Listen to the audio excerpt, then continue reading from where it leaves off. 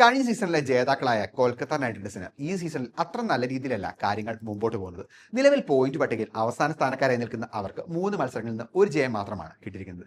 എന്താണ് Kolkata night Riders നേരിടുന്ന പ്രധാന പ്രശ്നം? ഈ പ്രശ്നവുമായി ബന്ധപ്പെട്ട് ആകാശ് ചോപ്ര ചില കാര്യങ്ങൾ പറഞ്ഞിരിക്കുകയാണ്. അദ്ദേഹത്തിന്റെ വാക്കുകൾ ഇങ്ങനെയാണ്: കൊൽക്കത്ത ശരിക്കും നേരിടുന്ന പ്രധാന പ്രശ്നം അവരുടെ ബാറ്റിംഗ് കോമ്പിനേഷനുമായി ബന്ധപ്പെട്ടാണെന്ന് ഞാൻ പറയും.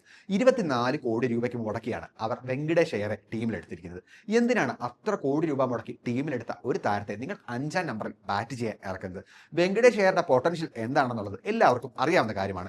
അവൻ ശരിക്കും ഒരു ഫെരാറി കാറിന് തുല്യമാണ്. ഒരു ഫെരാറി കാർ മേടിച്ചിട്ട് നിങ്ങളത് മാർക്കറ്റിലൂടെ ഓടിച്ചിട്ട് എന്ത് കാര്യമാണ് ഉള്ളത്? അതിനെ നിങ്ങൾ റേസിംഗ് ട്രാക്കിലേക്ക് ഇറക്കി വിടണം. അതുപോലെ തന്നെ വെങ്കടേഷ് അയ്യരെ ശരിക്കും 3-ാം നമ്പറിലാണ് ബാറ്റ് ചെയ്യാൻ ഇറക്കേണ്ടത്. അതുപോലെ ഒരുപാട് പൊട്ടൻഷ്യൽ ഉള്ള താരങ്ങൾ കൊൽക്കത്ത നിരയിലുണ്ട്.